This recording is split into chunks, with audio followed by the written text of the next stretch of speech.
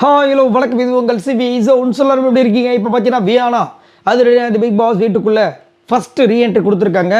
உள்ளே வரும்போது வந்து பயங்கரமாக என்ஜாய் பண்ணுறாங்க. நீ ரொம்ப அழகாக இருக்க, நீ ரொம்ப அழகாக இருக்குன்னு சொல்கிறதும் அப்படியே கொஞ்சம் குழாவுறதும் அடடா பார்க்கும்போது ரொம்ப சந்தோஷமாக இருந்துச்சு. அதேமாதிரி வியானாவோட அந்த ஒரு ஒரு க்யூட்டான ஒரு விஷயம் இருக்குல்ல, சைல்ட் அங்கிள், அது கொஞ்சம் மிஸ் பண்ணுறோம். இப்போ கொஞ்சம் தெளிவான வியானா வந்திருக்காங்க, ரொம்ப அழகாக இருக்குது. ஸோ வந்த உடனே பார்த்தீங்கன்னா நிறைய பாம்ஸ்லாம் போட்டாங்க. அதுலேயே திவ்யா வந்து நான் உன்னை மிஸ் பண்ணேன் அப்படின்னா நாங்களாம் பார்க்கவே இல்லையா அப்படின்ட்டாங்க. அவங்க அப்படியே ஷாக் ஆகிட்டாங்க. எடிட்டர் வந்து தப்பு பண்ணியிருக்காங்க அப்படின்னு சொல்லிட்டு இது பண்ணாங்க. அதுக்கப்புறம் நம்ம சாண்ட்ரா வந்து சொன்னாங்க, நான் உன்னை மிஸ் பண்ணேன்னு. அப்படியா அப்படின்னாங்க. நான் உன்னை மிஸ் பண்ணதை பார்க்கல அப்படின்னு சொல்லிட்டு மாறி மாறி வந்து சொன்னாங்க. அப்போ அவங்க சொன்னாங்க, வினோத் என்னை மிஸ் பண்ணாது தெரியும் அப்படின்னு சொல்லிட்டாங்க. அதுக்கப்புறம் வாங்க வாங்க எல்லாருமே வந்துட்டு லிவிங் ஏரியாவில் உட்காருங்க, எங்களுக்கு ஒரு டாஸ்க் கொடுத்துருக்காங்கன்னு சொல்லிட்டு சொன்னாங்க. என்னென்னா 7 வாரம் கணக்கு, சரிங்களா? 7 வாரத்துக்கு அப்புறமா தான், 7 வாரத்துக்கு முன்னாடி வேண்டாம், அதை அழிச்சிருங்க.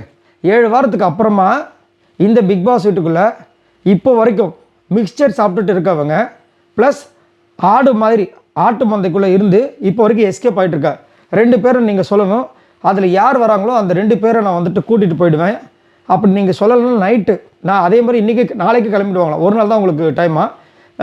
நீங்கள் சொல்லணும்னா நைட்டு 12 o'clock மேலே உங்களுக்கு டைம் கிடையாது, நானே உங்களை வந்து 2 பேரை கூப்பிட்டு போயிடுவேன் அப்படின்னு சொல்லிட்டு உட்காந்தாங்க. நம்ம ஆள் விக்ரம் வந்தார். அதுக்கு முன்னாடி வந்துட்டு விக்ரம் வந்துட்டு அவர் வந்து நான் வந்து இந்த டாஸ்க்கு, அதாவது ஸ்கூல் டாஸ்க்கு இதை பண்ணியிருக்கேன் அதை பண்ணியிருக்கேன் அப்படிலாம் சொல்லிட்டு நான் வெளியே ரெடியாக இருக்குங்க, என்னையும் கூட்டிகிட்டு போயிடுங்க, என்னால் இதுக்கு மேலேயும் குறை சொல்லி இங்கே என்னால் வாழ முடியாது, அதனால் நான் வந்துட்டு இந்த வீட்டை விட்டு கிளம்பிடுறேன் அப்படின்ற மாதிரி ஒரு டைலாக் விட்டார்.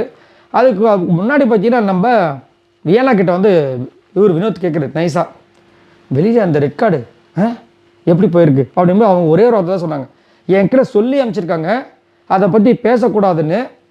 சொன்னால் என்னையும் வந்து கப் சுப்புன்னு அனுப்பிச்சி விட்ருவாங்க. அதுக்கு முன்னாடி கப் சுப்புன்னாங்க, புரிஞ்சிருக்குல்ல உங்களுக்கு, கப் சுப்போம் அப்படி சொல்லி அனுப்பிச்சி விட்ருவாங்க. அதனால் தயவு செஞ்சு அதை பற்றி கேட்காதீங்க அப்படின்னு சொல்லி முடிச்சிட்டாங்க. ஸோ அவங்களுக்கு அப்போ புரிஞ்சிருக்கும், இது பயங்கரமாக போயிருக்கு போல இருக்கே அப்படின்னு.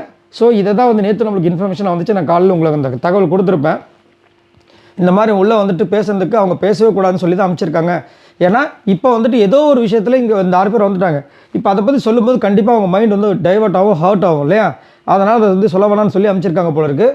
ஸோ அதை இங்கே வந்து சொன்னாங்க. எல்லோரும் பயங்கர ஷாக்காக அதுக்கப்புறம் அதை பற்றி பேசவே இல்லை. அப்புறம் இந்த டாஸ்க்கை பற்றி எக்ஸ்பிளைன் பண்ணாங்க. ஸோ இதை பற்றி உங்களோட கருத்துக்களை சொல்லுங்கள். உள்ளே வரவங்க அப்போ யாருமே இதை பற்றி பேச போகிறது கிடையாதுன்றது தெளிவாக தெரிகிறது. ஸோ விஜய் போகிறத பற்றி இனிமேல் பேசுவாங்களான்னு தெரியல. ஆனால் அரோரா பேசுவாங்கன்றது மட்டும் தெரியுது நல்லாவே. ஆனால் வியானா என்ட்ரி கொடுத்தது வந்து கொஞ்சம் சம்பவங்கள் போயிட்டுருக்கு. வியானாவை யாருக்கெல்லாம் ரொம்ப பிடிக்கும் அப்படின்றத மறக்காம கமெண்ட்ஸ் பண்ணுங்கள். பாய் நண்பர்களே.